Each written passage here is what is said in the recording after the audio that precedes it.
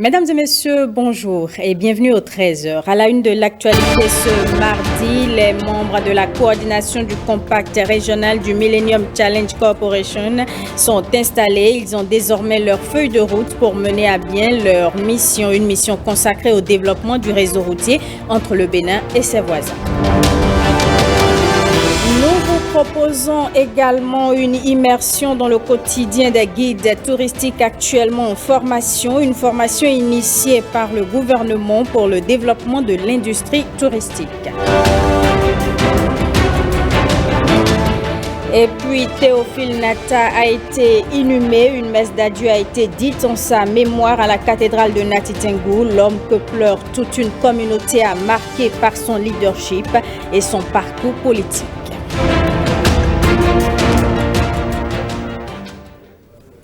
Le défi sécuritaire sera leur priorité. Les membres de la commission départementale et des frontières de la Libourie viennent d'être installés. Sur eux vont désormais s'appuyer les décideurs pour apporter des réponses adéquates aux besoins des populations frontalières. NSTTGO, Bertin Adimi. On ne gère pas seul une frontière. Voilà qui plante le décor de l'installation de la commission départementale des frontières de la Libourie. Un des organes de la Commission nationale des frontières, la structure a un grand rôle à jouer. Cette commission départementale des frontières est l'interface entre les populations locales et la Commission nationale des frontières. Donc c'est cette commission-là qui désormais doit écouter les populations locales à travers leurs besoins, leurs plaidoyers pour les porter au niveau de la Commission nationale des frontières. Rien ne doit être donc laissé en rade en termes d'identification des besoins vitaux des populations des zones frontalières apportés à la connaissance des autorités au sommet de l'État. Dans le contexte actuel où les enjeux sécuritaires incitent à la prévention, à la proactivité et à l'efficacité dans les actions, l'État central veut orienter davantage ses priorités vers la prise en compte des préoccupations des populations des espaces frontaliers. Faire des frontières un espace de développement, cela veut dire que la sécurisation d'une frontière, ce n'est pas que l'affaire ou l'apanage des FDS ou l'apanage exclusif des sécurocrates. C'est aussi essayer de doter nos zones frontalières des infrastructures à caractère social, des infrastructures communautaires de base. Ainsi donc, les populations de ces zones se sentiront fières d'appartenir à une nation qui pense à elles et ce faisant, les velléités de les emballer dans des causes malveillantes seront à jamais vouées à l'échec.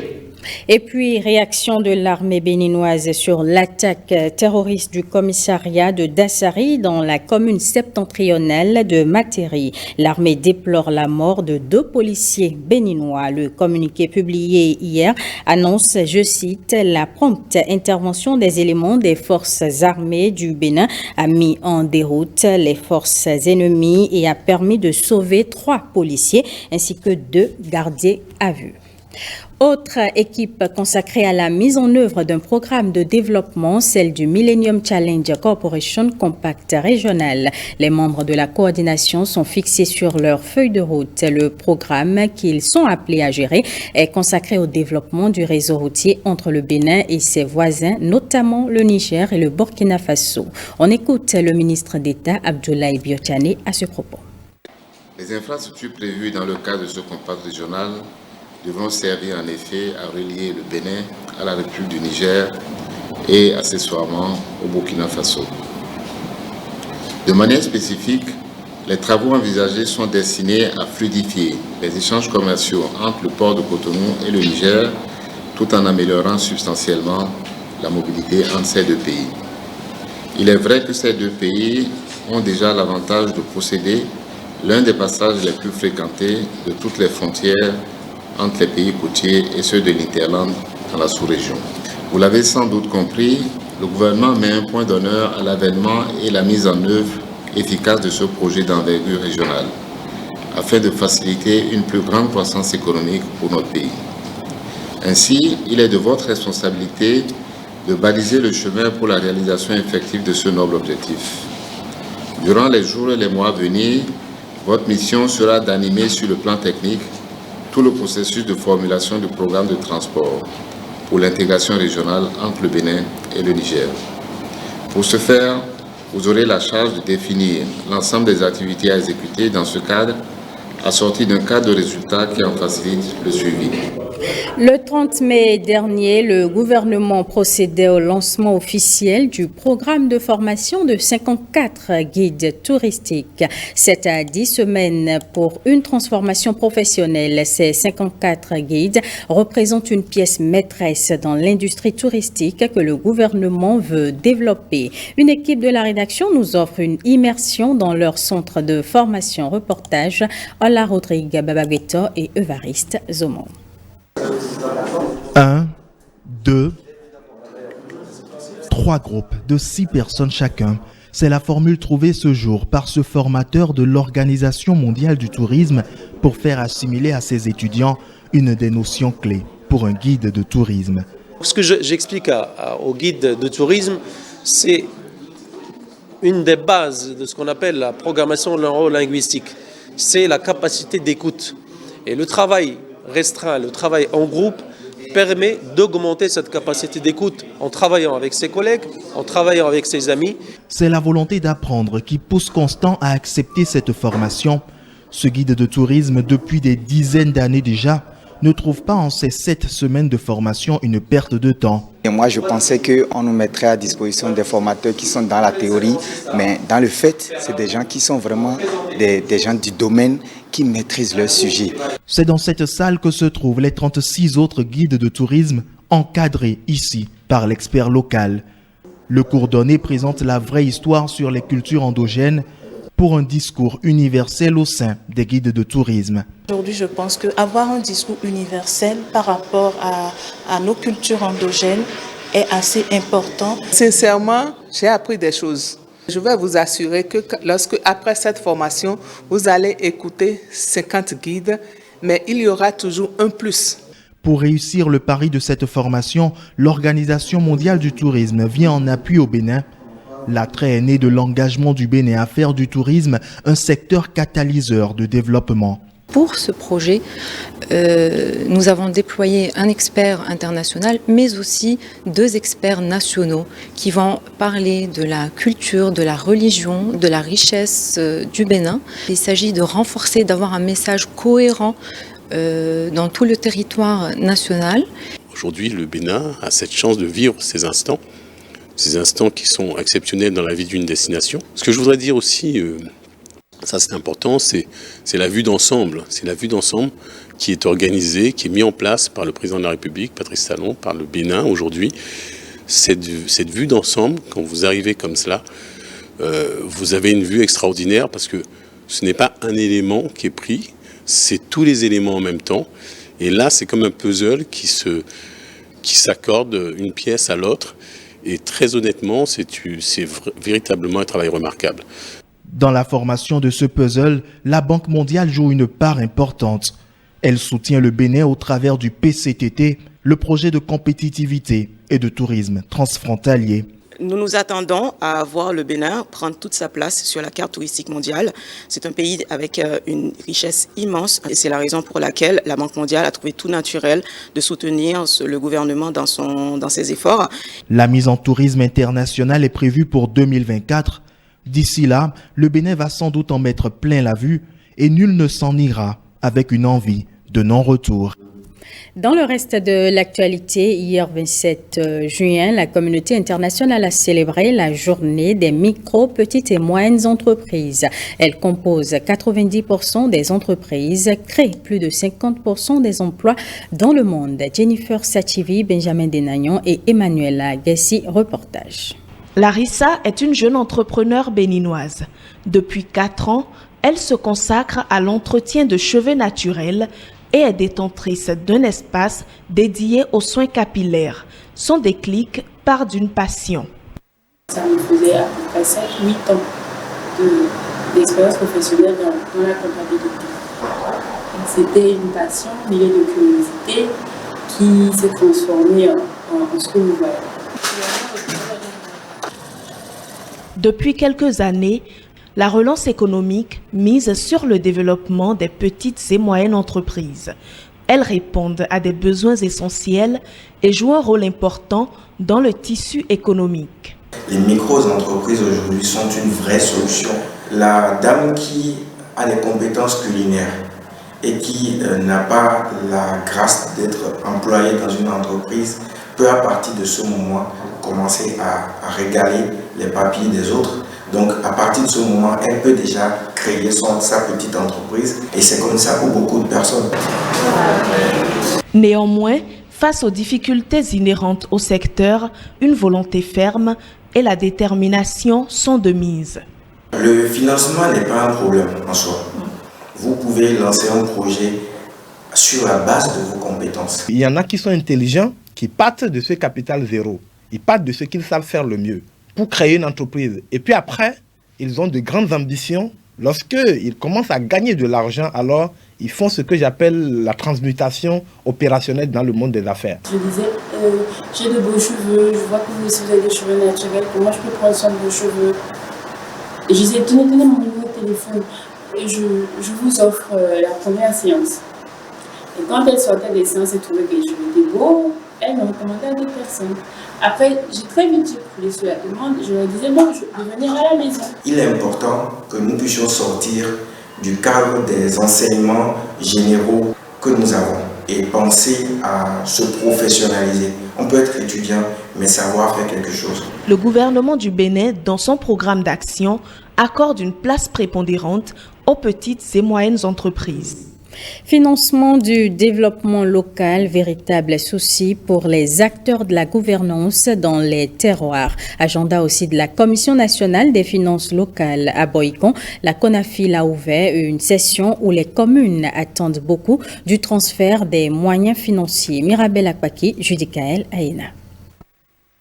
La répartition du fonds d'appui au développement des communes, les investissements en 2022, l'approbation du rapport 2021 et du plan de travail annuel 2022 du projet d'appui aux communautés pour l'expansion des services sociaux, autant de préoccupations à l'ordre du jour. Il s'agit pour nous aujourd'hui de procéder à la répartition du fonds d'appui au développement des communes, FADEC, dans un contexte où des chocs exogènes imposent à l'économie nationale et aux économies locales de nouvelles contraintes budgétaires. Les ressources du fonds FADEC interviennent comme une bouffée d'oxygène pour permettre aux collectivités locales de faire face efficacement aux défis actuels et de continuer à assumer dans une dynamique l'amélioration continue des services offerts aux populations. Les maires, en ce qui les concerne, avec leur fêtier et l'ANCB, sont prêts à accompagner le gouvernement dans cette mission. Instauré depuis 2014, le Fonds d'appui au développement des communes entend contribuer à l'amélioration du cadre de vie des populations. À ce jour, plus de 400 milliards de francs CFA ont été transférés aux communes. Une enveloppe financière de 37 milliards sera répartie aux communes au cours de cette session. Les maires, les adjoints aux maires, les chefs d'arrondissement, les présidents de commissions permanentes, les conseillers communaux qui n'ont pas d'autres responsabilités et les chefs de village et de quartier de ville seront désormais rémunérés. La présente répartition intégrera donc la rémunération de ces acteurs suscités. Instrument technique de transfert des ressources de l'État aux collectivités locales, le FADEC est aussi un outil politique d'évaluation et d'appréciation des performances des communes en matière de bonne gouvernance et de mobilisation des ressources. De façon spécifique, nous pouvons noter environ 7 milliards 300 millions à consacrer aux charges de fonctionnement, dont 1 milliard pour le paiement des factures d'électricité et d'eau des écoles maternelles et primaires. 10 milliards pour le FADEC asphaltage, pour l'amélioration du cadre de vie dans nos communes. 18 milliards environ pour le FADEC non affecté, qui seront répartis au cours de la présente session. 1,5 milliard pour le FADEC Covid-19 et enfin 900 millions pour le nouveau guichet Sahel.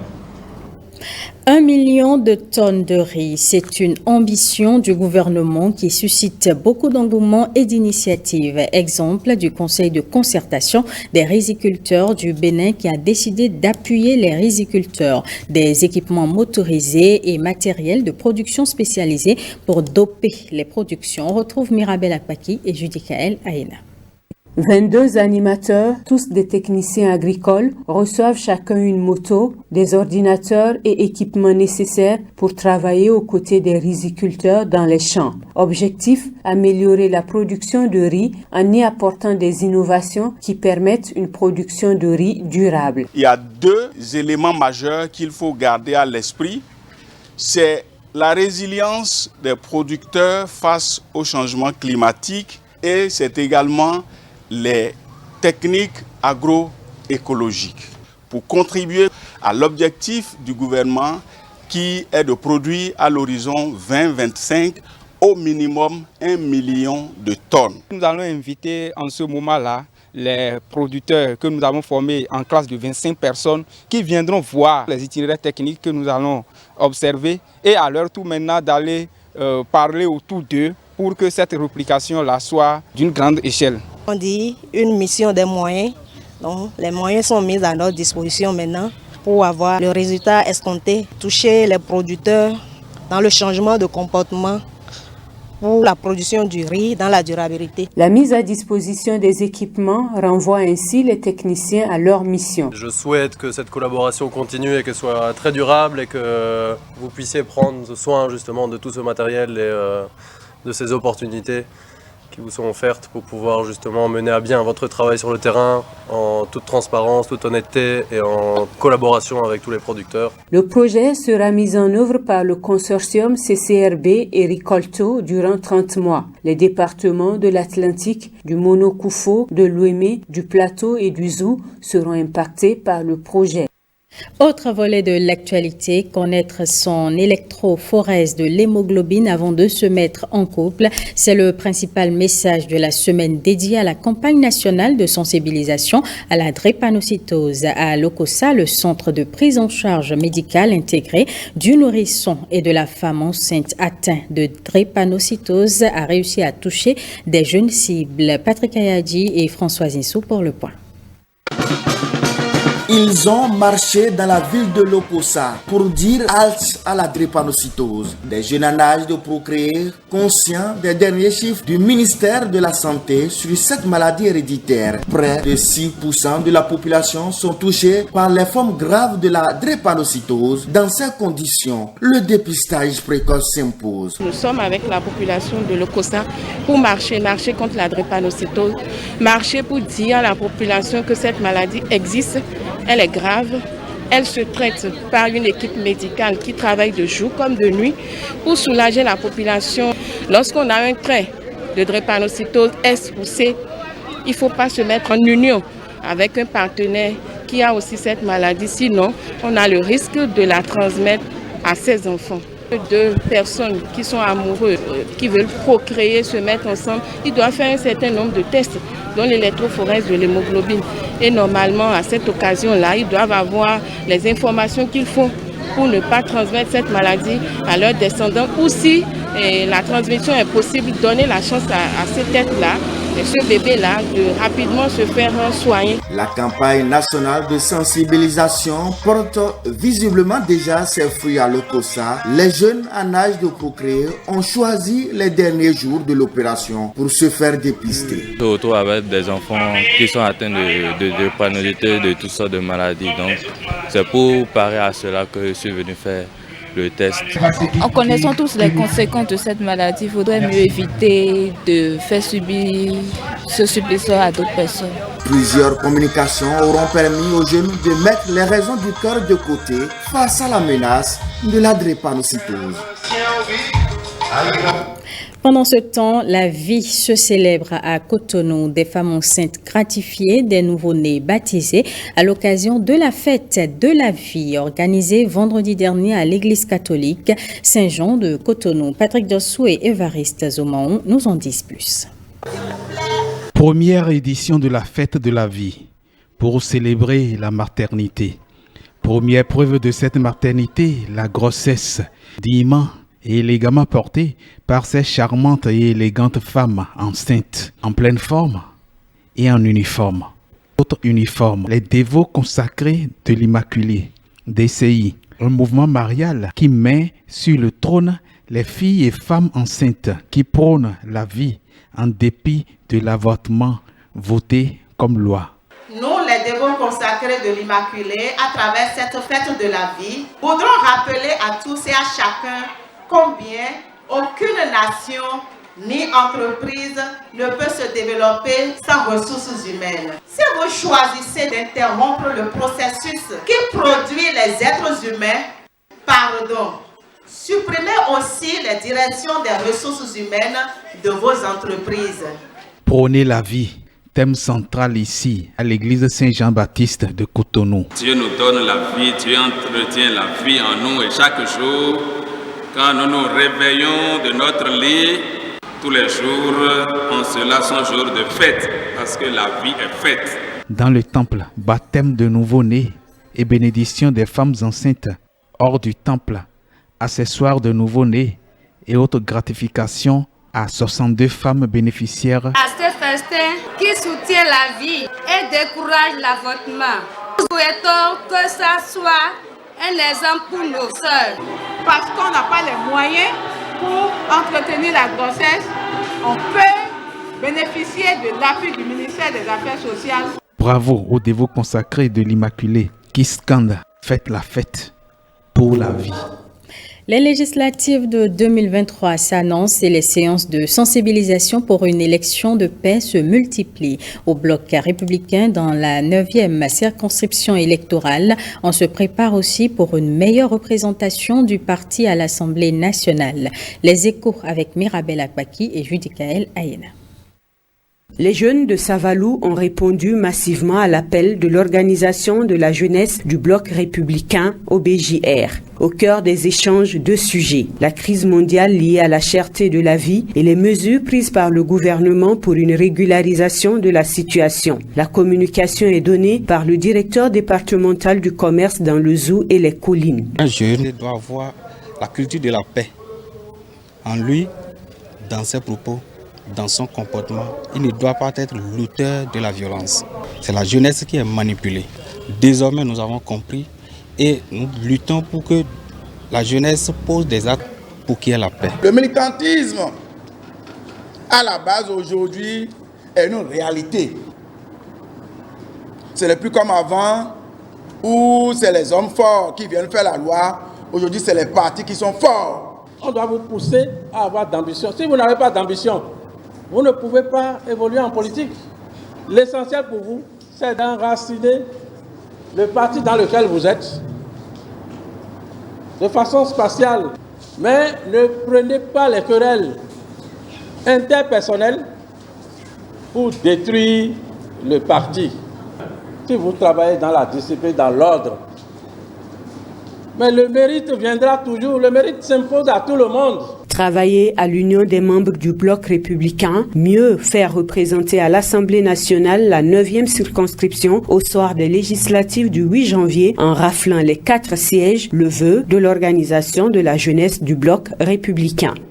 Je vous l'annonçais dans les titres. Messe d'adieu à Théophile Nata samedi à la cathédrale Saint-Sauveur de Natitengu. L'homme que pleure toute une communauté aura marqué par son leadership et son parcours politique. Grand Croix de l'Ordre national du Bénin, sa disparition est ressentie avec douleur. Les oraisons funèbres en témoignent. Giscard Akmovi et Nokrumpati.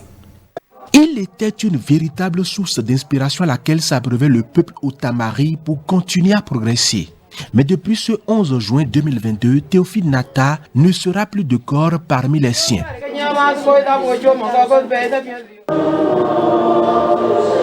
Digne fils de Natitengu, dans la Takora, Théophile Nata a reçu une éducation basée sur la foi chrétienne. La victoire n'appartient pas aux lâches qui, à la moindre difficulté, abandonnent le combat.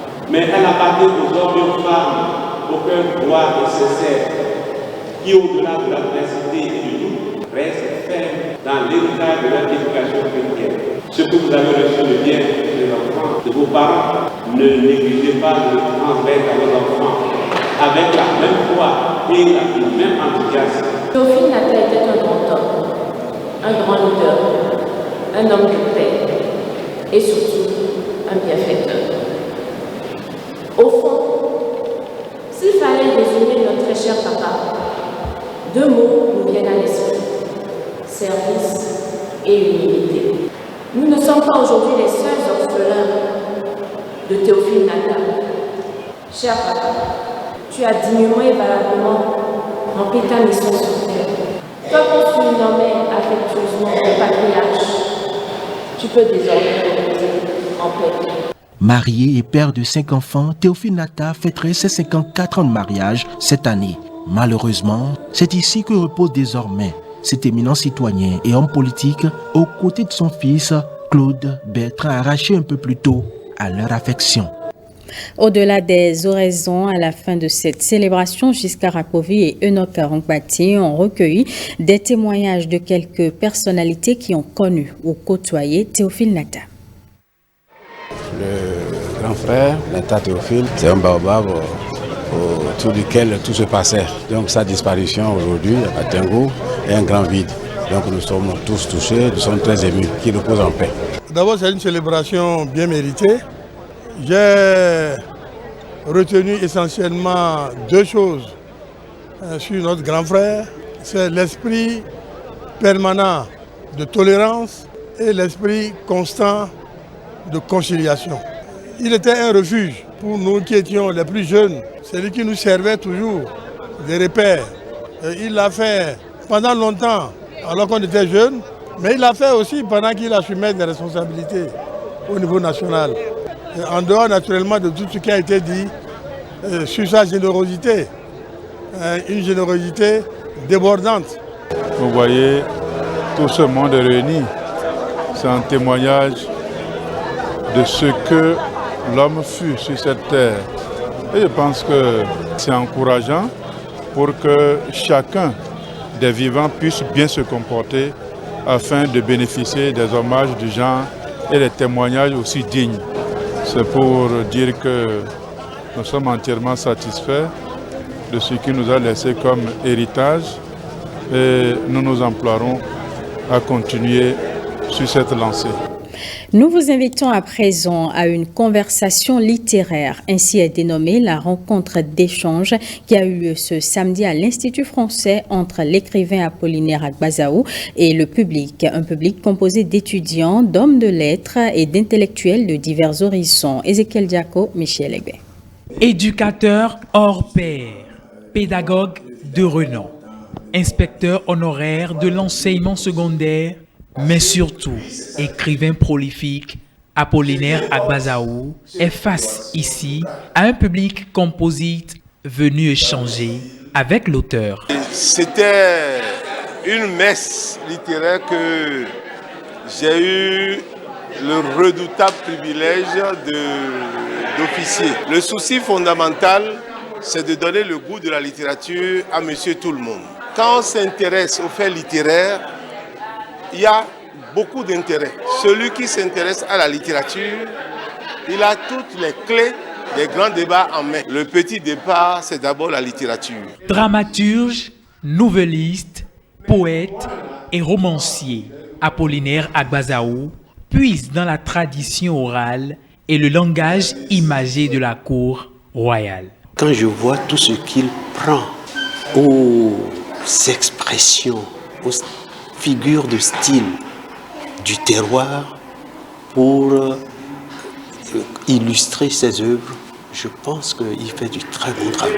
Ce que j'aime, c'est qu'il fait des recherches approfondies sur les traditions orales de chez nous. La tradimodernité, c'est l'un des éléments qui m'a le plus marqué parce qu'effectivement, aujourd'hui, on est dans des sociétés qui cherchent des solutions. Je suis surtout venue découvrir à la fois l'écrivain et entendre parler de ses œuvres. L'auteur de la célébrissime pièce de théâtre « Le gant à bégayer », enseignée dans les classes de seconde, a, le temps de cette conversation littéraire, fait revisiter l'ensemble de son œuvre à l'auditoire très admiratif de sa plume féconde. Fin de ce journal et merci de l'avoir suivi.